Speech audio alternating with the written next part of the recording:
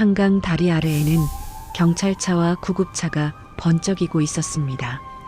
강바람은 차가웠고 물 위엔 차량의 잔해가 떠 있었습니다. 한 형사가 다가와 조심스럽게 말했습니다. 시신은 아직 발견되지 않았습니다. 성우는 말이 나오지 않았습니다. 그럼 진우는 어디 있습니까? 형사는 고개를 저으며 차량 내부를 가리켰습니다. 이야기 시작 전에 구독과 좋아요를 눌러주세요. 최신 사연을 가장 먼저 받으실 수 있어요. 아침 햇살이 거실 커튼 틈 사이로 비쳐들었습니다. 김성우는 눈을 비비며 느릿하게 일어났습니다. 아이씨 허리야. 나이 먹으니 자는 것도 고생이네. 그의 목소리에는 짜증보다 허무가 묻어 있었습니다. 탁자 위엔 식은 커피와 낡은 신문이 쌓여 있었고 거실엔 어제 저녁 싸움의 흔적인 쪽지가 덩그러니 남아 있었습니다. 윤정이는 부엌에서 가방을 챙기고 있었습니다. 교회 봉사 가요. 늦을지도 몰라요. 성우는 신문을 접으며 시큰둥하게 물었습니다. 맨날 봉사야. 교회가 집이냐? 남 흉보는 것보다 낫죠. 그녀는 쏘아붙이고 현관문을 나섰습니다. 문이 닫히자 집안은 다시 조용해졌습니다. 성우는 혼잣말로 중얼거렸습니다. 에휴, 저 나이에 봉사 핑계로 뭘 하는지 모르겠네. 오전 내내 그는 TV 앞에 앉아 있었지만 머릿속은 복잡했습니다. 요즘 아내가 달라졌습니다. 전엔 어디 갈 때마다 꼭 보고하던 사람이 계속해져 물론이죠. 계속해서 각색한 내용을 이어가겠습니다. 요즘은 말도 줄고 외출이 잦았습니다. 휴대폰은 손에서 놓질 않았고 웃음도 늘었습니다. 그 웃음이 이상하게 신경 쓰였습니다. 점심 무렵 그는 결국 아내 방으로 들어갔습니다. 서랍을 열자 향수 냄새가 확 퍼졌습니다. 그 안에는 새로 산 옷들과 낯선 남자 이름이 찍힌 메모가 있었습니다. 이태수, 오후 3시, 교회 뒤 카페. 성우의 손끝이 굳었습니다. 그래, 이게 그 소문이던가. 그는 휴대폰을 꺼내 위치 추적 앱을 켰습니다. 며칠 전 설치해둔 GPS가 아내의 동선을 찍고 있었습니다. 화면엔 행선지 강북구 카페가 떴습니다. 성우는 천천히 외투를 걸쳤습니다. 확인만 하는 거야. 그냥 확인만. 스스로에게 그렇게 말했습니다. 카페 문을 열자 익숙한 커피 향과 웃음소리가 섞여 있었습니다. 그는 구석자리에 앉아 창문 너머를 보았습니다. 그리고 그대로 얼어붙었습니다. 윤정이가 낯선 남자와 마주 앉아 웃고 있었습니다. 남자는 그녀의 손등을 가볍게 쥐었습니다. 그 순간 성우의 눈빛이 변했습니다. 컵을 쥔 손이 떨렸고 숨이 거칠게 흘렀습니다. 그는 그 장면을 몇 초간 바라보다 자리를 박차고 나왔습니다. 밖으로 나오자 한기가 몰려왔습니다. 담배를 꺼내 불을 붙였지만 손이 떨려 제대로 붙지 않았습니다. 아이씨, 이 나이에 바람이라 세상 말세야 말세. 그는 욕설을 중얼거리며 집으로 돌아왔습니다. 그날 밤 정희는 아무 일 없던 듯이 귀가했습니다. 당신 왜 TV도 안 보고 있어요? 성우는 대꾸하지 않았습니다. 대신 식탁 위에 메모지를 던졌습니다. 이혼하자. 더 이상 보기 싫다. 정희는 그 종이를 잠시 바라보다 고개를 숙였습니다. 그녀의 눈가가 살짝 떨렸지만 말은 하지 않았습니다. 그래요. 그럼 그렇게 해요. 그녀는 차분하게 가방을 챙기고 현관으로 향했습니다. 성우는 그녀가 떠나는 소리를 들으며 끝이다. 이제 다 끝났어. 하고 중얼거렸습니다. 문이 닫히자 집안에는 라디오 소리만 남았습니다.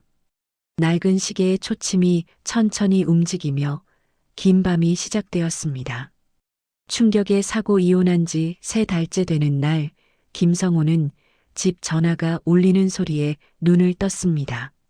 수화기 너머로 들려온 목소리는 경찰서였습니다. 김진우 씨 가족 맞으시죠? 교통사고 신고가 들어왔습니다. 순간 손에서 전화기가 미끄러졌습니다. 그의 머릿속이 새하얘졌습니다. 그는 허둥지둥 옷을 꺼내 입고 택시를 잡아탔습니다. 도착한 한강 다리 아래에는 경찰차와 구급차가 번쩍이고 있었습니다. 강바람은 차가웠고 물 위엔 차량의 잔해가 떠 있었습니다. 한 형사가 다가와 조심스럽게 말했습니다. 시신은 아직 발견되지 않았습니다. 성우는 말이 나오지 않았습니다. 그럼 진우는 어디 있습니까? 형사는 고개를 저으며 차량 내부를 가리켰습니다. 안에는 현금 봉투와 위조 여권이 있었어요. 그 말에 성우의 눈이 커졌습니다. 무슨 소리요? 우리 아들이 그런 놈 아니오. 형사는 한숨을 쉬며 서류를 내밀었습니다. 최근 불법 투자 계좌에 김진우 씨 이름이 등장했습니다. 확인 부탁드립니다. 성우는 종이를 움켜쥐었지만 글씨가 흐릿해 보였습니다. 그럴 리가 없어요. 그럴 리가 밤이 되자 뉴스가 사건을 다뤘습니다. 화면엔 전직 공무원 아들, 한강 실종 미스터리라는 자막이 떴습니다. 이웃 주민들이 모여 TV를 보며 웅성거렸습니다. 이혼하고 나더니 집안이 완전히 망했네. 요즘 세상에 효자 찾기 힘들다니까. 그 말들이 창문 밖에서 들렸습니다. 성우는 TV를 끄고 의자에 주저앉았습니다. 손엔 위조 여권 사본이 쥐어져 있었습니다. 그는 떨리는 손으로 담배를 피웠습니다.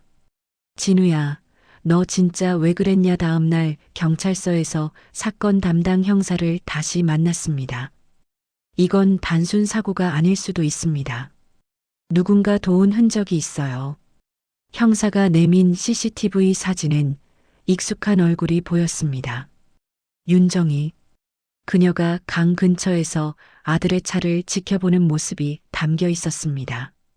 성우의 손이 떨렸습니다. 그 여자가 거기서 왜? 형사는 조심스럽게 말했습니다. 부인분, 아드님 빚의 보증인이었습니다. 순간 그의 가슴이 꽉 막히는 듯 했습니다. 눈앞이 어지러웠고 머리가 멍해졌습니다. 집으로 돌아오는 길, 성우는 발걸음을 멈추었습니다. 하늘은 어둡고 거리의 가로등이 깜빡거렸습니다. 주머니 속 휴대폰이 울렸습니다. 문자 한 줄이 도착해 있었습니다. 성우 씨, 정희 언니 아파요. 급히 병원으로 오세요. 보낸 이는 박명자였습니다. 그는 휴대폰을 쥔 채 한참을 서 있었습니다. 가슴속에서 알 수 없는 불안이 소용돌이쳤습니다. 이게 다 무슨 일이냐? 도대체 무슨 일이야? 그의 입술이 떨렸고 다음 순간 택시 문을 열며 병원 주소를 말했다. 밤하늘에 사이렌 소리가 울려 퍼졌습니다. 낯선 남자의 등장. 병원 복도는 냉장고 속처럼 차가웠습니다. 김성우는 숨을 몰아쉬며 접수 창구로 다가갔습니다. 윤정이라는 사람, 입원했나요? 간호사는 고개를 저으며 차트를 넘겼습니다. 어제 새벽에 퇴원 처리됐어요. 보호자가 직접 데려갔습니다. 보호자요? 네, 이태수 씨라고 되어 있네요. 그 이름이 들리는 순간 성우의 눈이 번쩍였습니다. 그는 주먹을 꽉 쥐고 병원 로비를 뛰쳐나왔습니다. 이태수, 그 인간이 아직도 붙어 있었단 말이지. 집으로 돌아오자 현관 앞에 낯선 남자가 서 있었습니다. 검은 코트를 입은 그는 담배를 비벼 끄며 성우를 바라봤습니다. 김성우 씨 맞죠? 누구시오?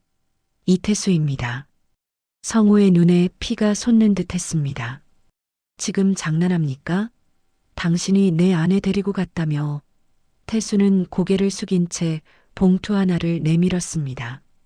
윤정혜 씨가 부탁하셨어요. 꼭 전달해 달라고. 그의 목소리는 담담했지만 어딘가 절박했습니다. 봉투 안에는 병원 진단서와 영수증, 그리고 편지 한 장이 들어 있었습니다. 성우 씨, 나 이제 오래 못 버텨요. 진우 일은 제 탓이에요. 그 아이를 미워하지 마세요. 성우는 편지를 읽다 손이 덜덜 떨렸습니다. 이게 뭐요? 병이라니, 암이라니. 그는 바닥에 주저앉아 머리를 감쌌습니다. 이태수는 천천히 말했다. 윤정혜 씨, 암사기입니다. 몇 달 전부터 항암 치료받고 있었어요. 그날 교회 카페에서 찍힌 사진도 치료비 얘기하던 중이었습니다. 성우의 얼굴이 굳었습니다. 그의 머릿속에서 모든 장면이 재생되듯 흘러갔습니다.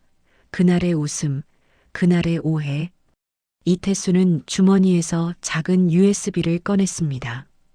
이건 윤정혜 씨가 남긴 영상입니다. 보시고 나면 오해가 풀릴 겁니다. 그는 고개를 숙인 채 돌아섰습니다. 성우는 무겁게 문을 닫고 거실로 들어왔습니다. TV 옆에 오래된 노트북을 켰습니다. 화면 속 윤정이는 휠체어에 앉아 미소 짓고 있었습니다. 성우 씨, 많이 미웠죠. 하지만 전 당신을 원망한 적 없어요. 진우를 지키려면 내가 욕먹는 게 빠르다고 생각했어요. 성우의 눈이 커졌습니다. 영상이 끝나자 방 안엔 정적만 남았습니다. 그는 TV를 껐지만 화면 속 얼굴이 머릿속을 떠나지 않았습니다. 진우를 지킨다고? 무슨 소리야, 무슨 짓을 한 거야. 그는 편지와 영수증, USB를 책상 위에 쏟아놨습니다. 영수증 뒷면엔 이상한 글씨가 적혀 있었습니다. 서울희망이 집, 아이들 곁에 있을게요. 성우는 메모를 노려보다가 외투를 걸쳤습니다. 좋아, 이번엔 내가 직접 확인한다. 그는 문을 박차고 나섰습니다. 밖은 어둡고 밤 공기엔 비냄새가 섞여 있었습니다. 숨겨진 진실서울 변두리의 낡은 골목 끝, 작은 간판 하나가 걸려 있었습니다. 서울희망의 집. 김성우는 문 앞에서 한참을 서 있었습니다. 낡은 벽에는 벗겨진 페인트와 아이들의 웃음소리가 함께 섞여 있었습니다. 그는 깊은 숨을 내쉬며 안으로 들어갔습니다. 안쪽에는 아이들이 밥을 먹고 있었고 몇몇 자원봉사자들이 분주히 움직였습니다. 그 순간 벽 한쪽 액자에 걸린 사진이 그의 시선을 잡았습니다. 윤정이가 아이들과 함께 웃고 있는 사진이었습니다. 후원자 1위 윤정이.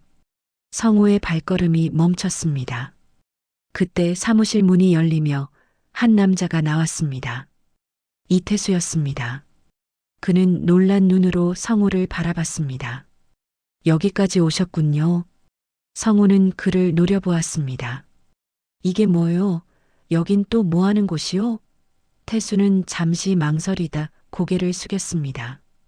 윤정혜 씨가 만든 겁니다. 불법 시술 피해 아동들을 돕는 시설이에요. 성우는 믿기지 않는 듯 벽에 붙은 사진을 바라봤습니다. 사진 속 아내의 얼굴엔 평생 본 적 없는 평온한 미소가 있었습니다. 태수는 의자에 앉아 서류를 꺼냈습니다. 이 서류는 윤정혜 씨가 사비로 운영비를 감당한 기록이에요. 아드님 진우 씨가 관련 사건에 연루돼 있었죠. 그녀는 그 빚을 대신 갚았어요. 당신 몰래. 성우의 손이 덜덜 떨렸습니다. 그럼 내가 본 그 남자, 당신이었단 말이요? 맞습니다. 하지만 그런 관계는 아니었어요. 그분은 늘 당신 걱정을 했습니다. 성우의 입에서 낮은 신음이 새어나왔습니다. 그는 주먹을 쥐었지만 분노 대신 허무가 밀려왔습니다. 사무실 문이 열리며 박명자가 들어왔습니다. 그녀는 놀란 얼굴로 말했다. 성우 씨, 아직 몰랐어요? 정희 언니 병원에 있습니다. 어제 쓰러졌어요. 지금 중환자실이에요. 성우의 눈빛이 흔들렸습니다. 병원이라니, 또 무슨 병원이요? 암이에요. 말기. 그 한마디에 성우는 그대로 자리에 주저앉았습니다. 손에 쥔 서류가 바닥에 흩어졌습니다. 그 위로 윤정이의 사진이 부드럽게 떨어졌습니다. 잠시 후 그는 일어섰습니다. 어느 병원입니까? 태수는 조용히 명함을 내밀었습니다. 서울대학병원 중환자실. 성호는 명함을 움켜쥔 채 뛰쳐나갔습니다. 밖으로 나서자 바람이 세게 불어와 눈이 따가웠습니다. 차가운 공기 속에서도 그의 숨은 거칠었습니다. 그 여자가 나를 속인 게 아니라 나 혼자 오해한 거였구나. 그는 택시 문을 열며 외쳤습니다. 기사 양반, 대학병원으로요. 제발 빨리. 차가 출발하자 골목 끝에 간판이 바람에 흔들렸습니다. 서울희망의 집, 그 이름이 유난히 선명하게 빛나고 있었습니다. 병실의 재외서울대학병원 중환자실 앞 김성호는 숨을 몰아쉬며 멈춰 섰습니다.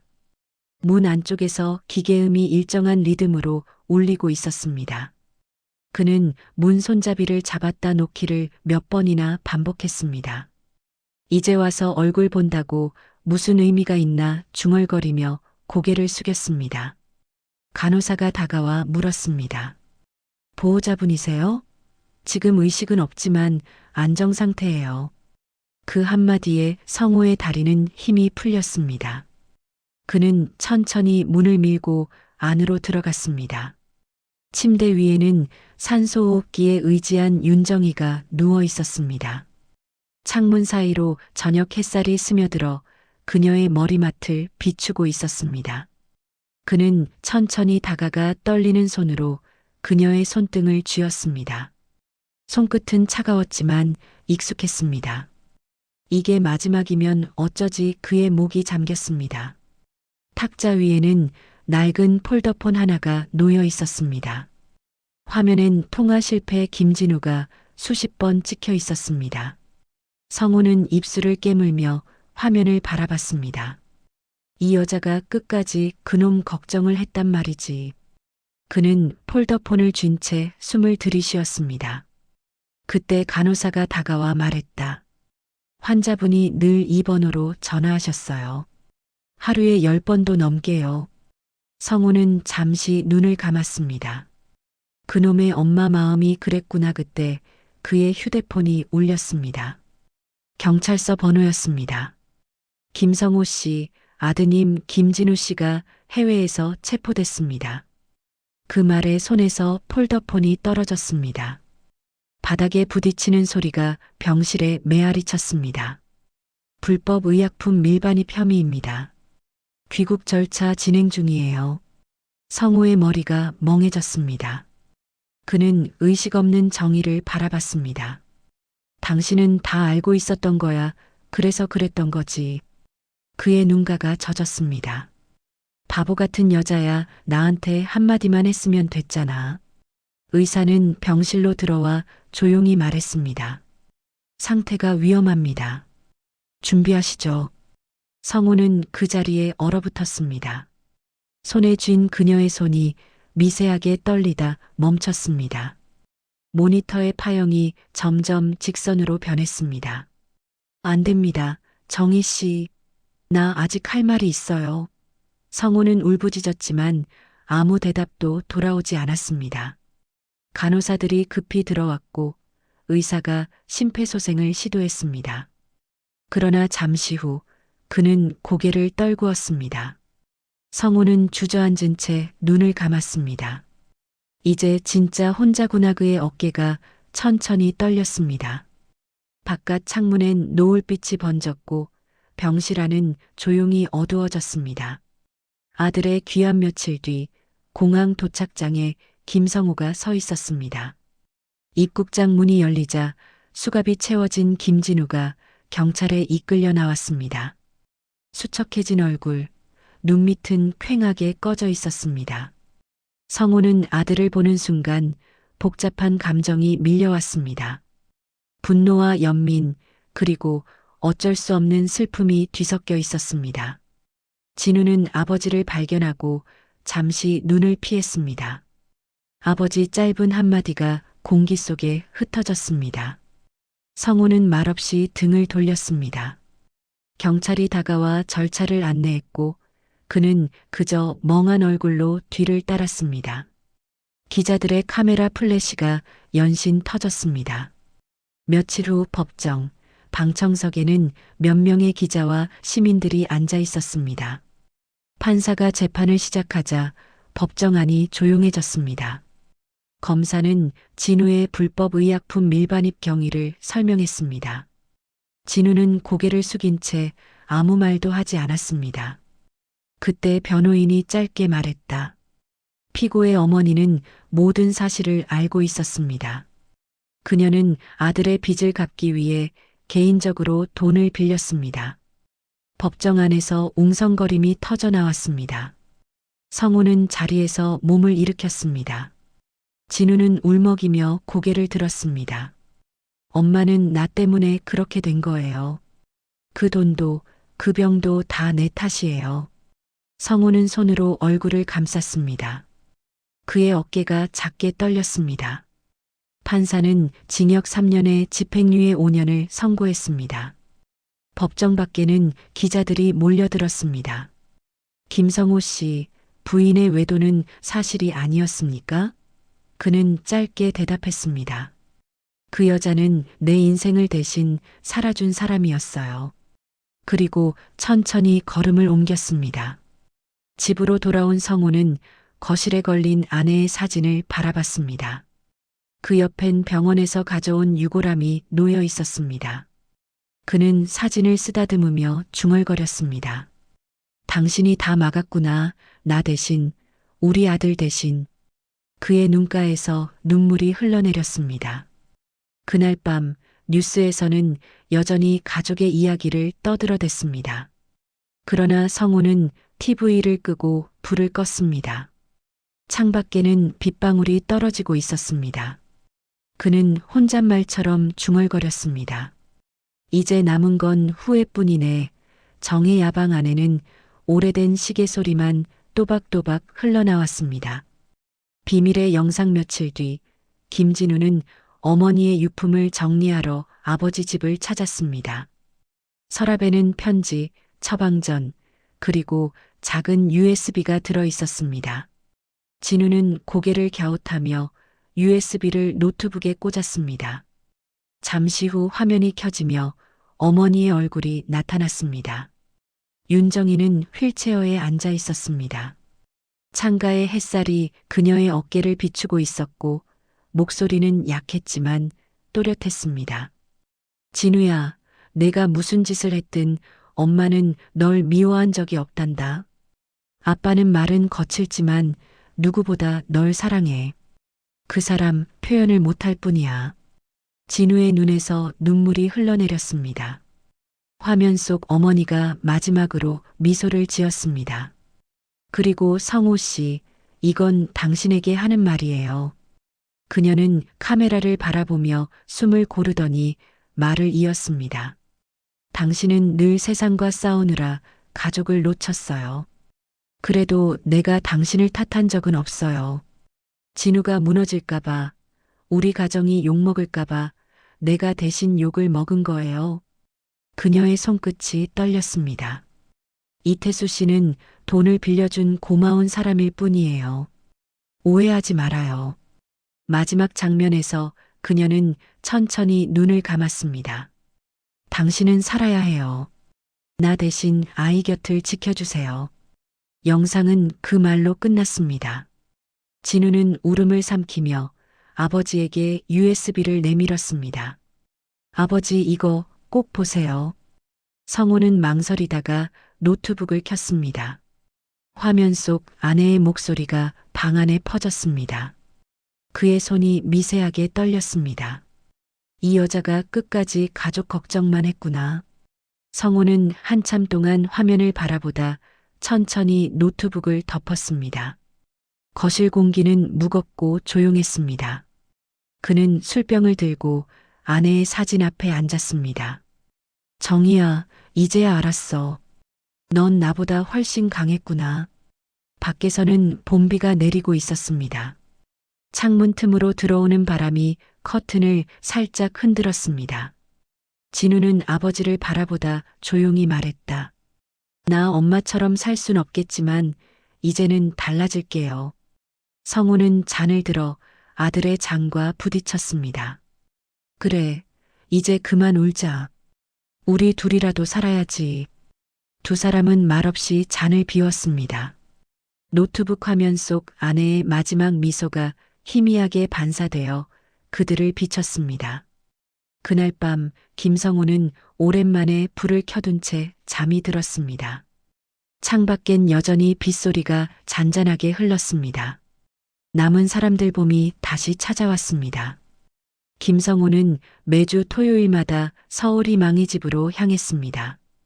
길가 벚꽃이 흐드러지게 피었고 아이들의 웃음소리가 골목 끝까지 번졌습니다. 그는 늘 그렇듯 손에 반찬통을 들고 있었습니다. 얘들아, 오늘은 아저씨가 된장찌개 끓였어요. 맛 좀 볼래? 아이들이 달려와 할아버지 냄새 최고예요. 하며 웃었습니다. 그 웃음에 성우의 입가도 천천히 풀렸습니다. 이젠 그 웃음이 아내의 목소리처럼 들렸습니다. 그는 식탁을 닦으며 속으로 중얼거렸습니다. 정희야, 내가 하던 일 내가 이어가고 있어. 이태수가 복도 끝에서 걸어왔습니다. 김 선생님, 오늘도 고맙습니다. 성우는 고개를 끄덕이며 미소를 지었습니다. 이제 나도 여기 식구지 뭐. 어르신 대접은 하지 마.